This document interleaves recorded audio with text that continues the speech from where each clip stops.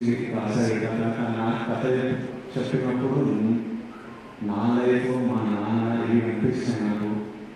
కథ వినగానే ఈ క్యారెక్టర్ పేరు గోవర్ధన్ అని పెట్టడం అడిగారు. ఈ సినిమాలో నేను గోవర్ధన్ అనే క్యారెక్టర్ ప్లే చేస్తున్నా.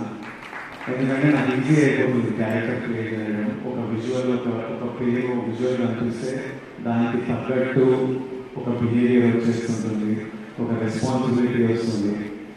So April 5th is a very special day. April 8th, my Nana birthday. I hope he feels proud about this soon. మీరందరూ April 5th రోజు చాలా ఎంజాయ్ చేస్తారని మేమందరం నమ్ముతున్నాం.